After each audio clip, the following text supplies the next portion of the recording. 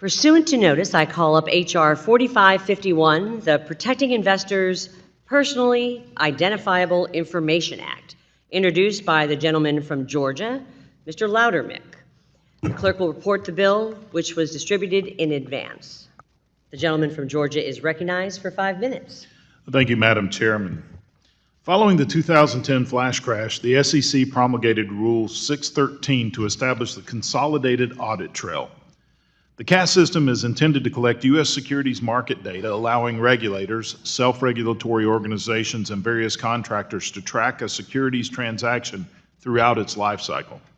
By compelling industry members to collect and report data, it accumulates a staggering 500 billion records every day, all of which will be accessible to thousands of employees at the SEC and SROs with little to no accountability for how it's used.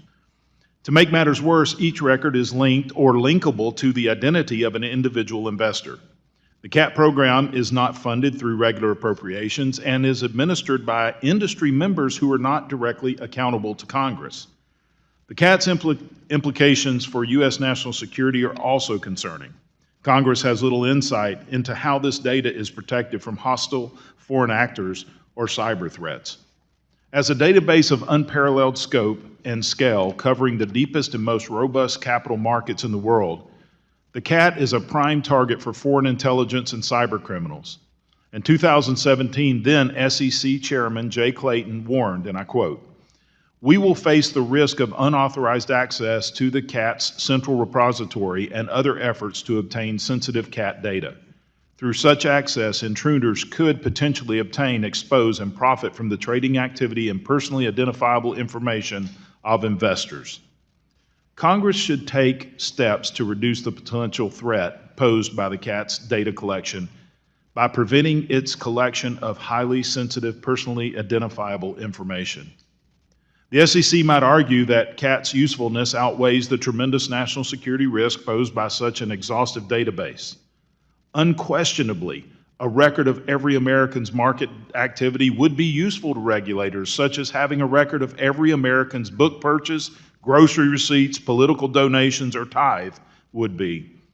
To quote Justice Lewis F. Powell's concurring opinion in California Bankers Association versus Schultz in 1974, he said, "Financial transactions can reveal much about a person's activities, associations, and beliefs." In the case of the Consolidated Audit Trail, a person's investment activity can paint a clear picture of their values. We vote for what we believe in with every transaction. In his opinion, Powell goes on to conclude that at some point, governmental intrusion into our financial lives implicates legitimate expectations of privacy. Through my legislation, Congress can and should strike a clear line and protect the privacy of millions of American investors that rely on our capital markets.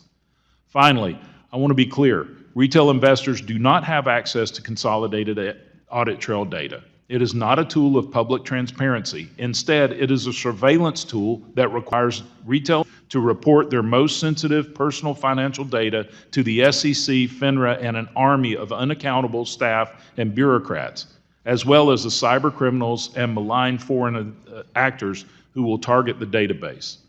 In return for surrendering all of their data, retail investors will get little more transparency than they already have. While it's worthwhile to discuss ways to improve transparency in the markets, my bill is intended to protect individual investors from the needless collection of their personally identifiable information and preserve the security of our capital markets. My bill would not eliminate the CAT. The SEC will still be able to track and analyze market activity, but neither regulators nor unauthorized users will be able to force a firm to divulge an American investor's personally identifiable information without cause. I urge my colleagues to stand for investors' data privacy, national security, and vote yes on H.R. 4551. Thank you, Madam Chair, and I yield back. Gentleman from Georgia yields back. Is there any further debate? For what purpose does the gentlelady from California seek recognition? I move to strike the last word. The ranking member is recognized for 5 minutes. Madam Chair, this bill severely curtails the ability of the SEC to monitor our markets for volatility and illicit activity that harms investors and ultimately makes it more likely that investors will lose money in the future. It does so by gutting the Consolidated Audit Trail, or CAT, which was put in place to expand the data available for regulators to surveil the market for volatility and illegal activities like insider trading, wash sales, and manipulation. The CAT came about after the 2010 flash crash, in which markets plunged and investors lost nearly $1 trillion in market value, due in part to aggressive high-frequency trading algorithms and individual bad actors manipulating the markets. To help better prevent such volatility and losses and to hold those who contributed to them accountable, the SEC created the CAT to efficiently track activity throughout our capital markets. The CAT allows the SEC to quickly access the data that they need to analyze disruptive market activity. The CAT's use of personally identifiable information, or PII, P11, helps the SEC more quickly to precisely ascertain wrongdoing in our markets and helps the SEC to identify bad actors so that the agency can then levy civil and administrative actions against them. These penalties can be used to reimburse investors for their losses. This bill would prevent the CAT from using P11. The CAT is the primarily and sometimes the only mechanism for surveillance for the market, manipulation, and other trading activities. The CAT can identify and help regulators to stop that, but if this bill is passed, regulators would be unable to engage in even basic policing of the markets in ways that have been done for decades. By restricting the CAT's use of P11, oh, it's II, okay. It is II. By restricting the CAT's use of PII, this bill reduces the overall effectiveness of the CAT and therefore the agency's ability to protect investors from future harm and puts us at increased risk of another flash crash.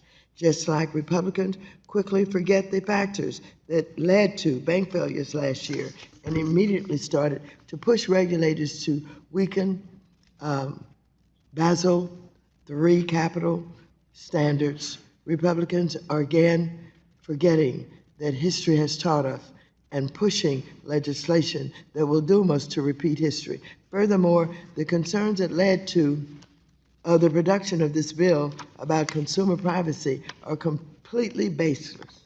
The CAT already has safeguards in place to ensure PII is not improperly accessed. In fact, regulators don't currently have direct access to PII information. They only have access to mask identifier. The actual human PII is only available when it is necessary to facilitate an investigation. Additionally, I'd like to point out the hypocrisy of Republicans for caring about the SEC's access to PII through the CAT, but they say not a peep about broker-dealers who have direct access to PII as well. But of course, this bill does not address broker-dealer access to PII. It is focused on hamstringing the SEC's ability to protect investors while leaving intermediaries like broker-dealers exempt from its requirements despite their similar practices. Madam Chair, I strongly urge members to vote no on this bill, and I thank you, and I yield back. The gentlelady from California, the ranking member, yields back. For what purpose does the gentleman from Arkansas seek recognition? Strike the last word. Gentleman is recognized, Mr. Hill, for 5 minutes. Appreciate Chair Wagner, and of course I thank my friend from Georgia, Barry Loudermilk, for offering this important bill before us today, and I thank Chairman McHenry for making sure it's timely inclusion in this markup. I support the Protecting Investors' Personally Identifiable Information Act that will go forward to try to protect our individual families, their households, personal private information from being included in the SEC's proposed Consolidated Audit Trail, better known as CAT. The SEC has been working on CAT for over a decade now. It collects and stores personally identifiable information for every American that trades stocks or options from every account of every brokerage firm. Let's be clear, that's what it does. It's much broader than surveilling trades in a particular stock on a particular day. The exchanges have that capability, the individual broker compliance departments have that ability, and this goes way beyond that. This effort has been said by Mr. Loudermilk and the ranking member, was originally supposed to be a response to the flash crash and high-frequency trading. But it's morphed. It's morphed, Mr. Loudermilk, from a small, delicate house cat into a potentially uncontrolled saber-toothed tiger. It will subject every retail investor to constant surveillance of their financial transactions without any suspicion of wrongdoing. In my judgment, the SEC and FINRA have today the market surveillance tools that they need to get the information required to assure orderly, transparent, fair, and fraud-free markets. They have the opportunity to do a sweep exam of all trades in a particular stock anytime they want to. They have the opportunity to pull a blue sheet and have that kind of data produced immediately. It's collected, but it's not collected in this form where it's so risk to privacy concerns. It really has the potential of being yet again another Big Brother style of surveillance collection item that we've been full of here. So I'm opposed to this effort and for Mr. Loudermilk's bill for three key reasons. One, privacy. We see this in the CFPB's Home Mortgage Disclosure Act that collects information on home buyers, or the recently FinCEN beneficial ownership database that's going to collect LLC information on millions of American small businesses. You know, Madam Chair, 60% of America's private information is already public out there in the public databases. I serve on the House Intelligence Committee. I work on the AI task force. The ranking member and I were just in an AI task force meeting this morning where we were told this information, that 60% of what we consider private information is already out there in big public accessible databases for bad actors to access. This compounds that. And sure, broker-dealers have personal information. They have a contract to represent you. They have a dealer agreement with you to be your investment advisor. So yes, they have your social security number, your name. They help you manage your investments. And they have strict liability and regulatory liability if they ever release that for any reason. And that's another problem with the CAT. Who pays for a breach? If the CAT is breached by some mistake made by the federal government, who gets stuck with the bill on that? I think families will, and I think our broker-dealers will. Secondly, national security. We don't need to create another big target for cyber threat in this country. The CAT database is a prime location for cyber criminals to steal the identity of Americans, add to that public data that's already available, look for patterns of life, and target people for theft with information available on this database.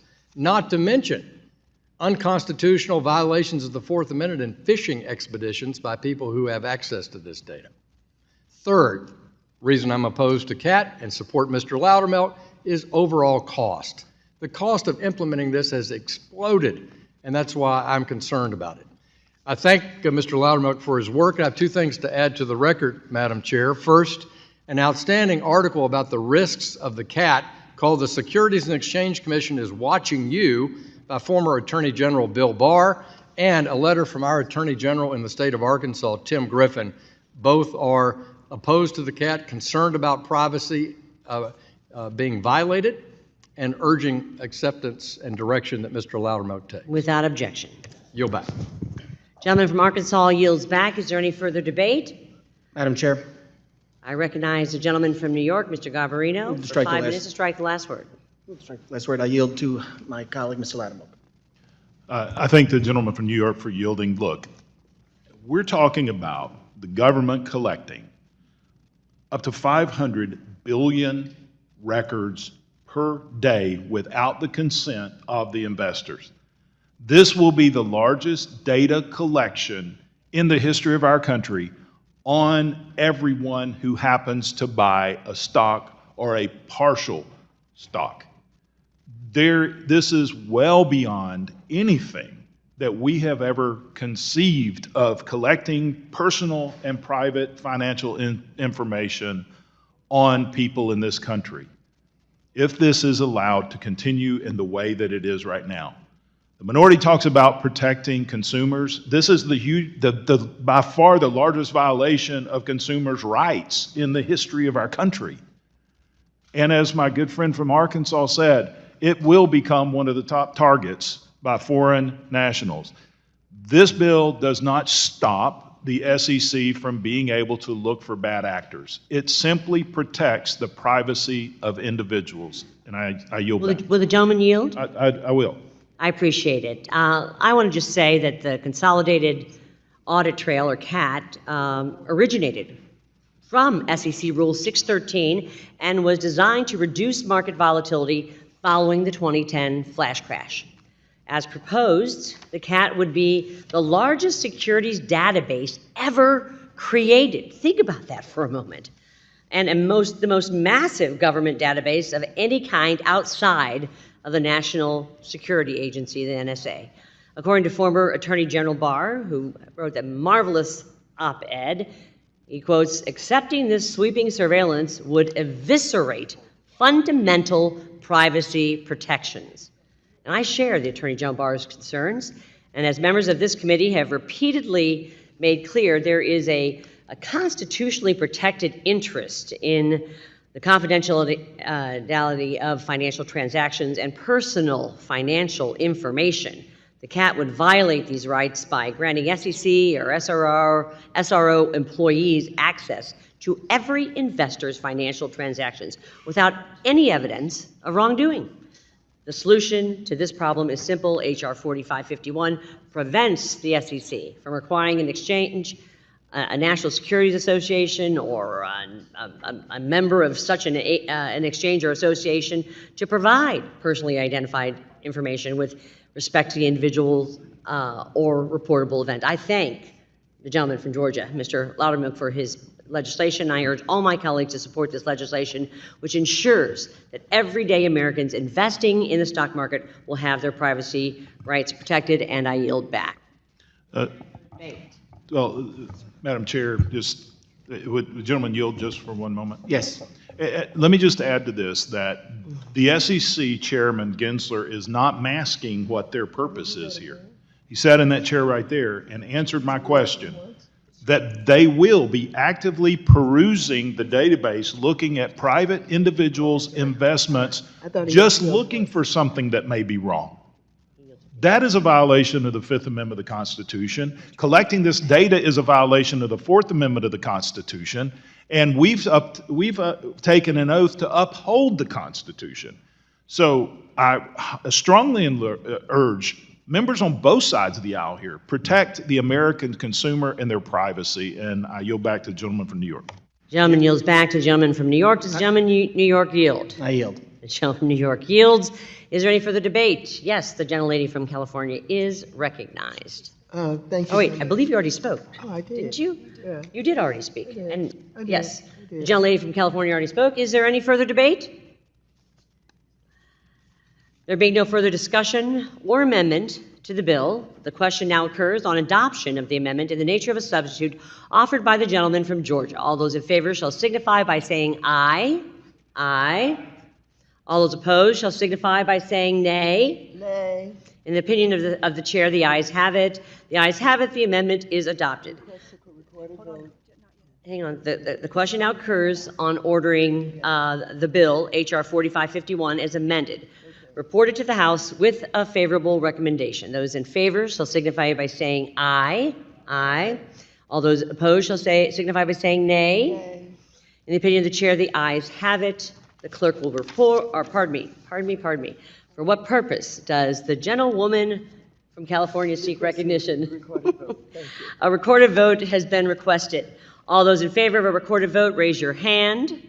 A sufficient number having raised their hand, a recorded vote is ordered, and pursuant to subsection C5 of Rule 3 of the committee rules, a vote on this question is postponed.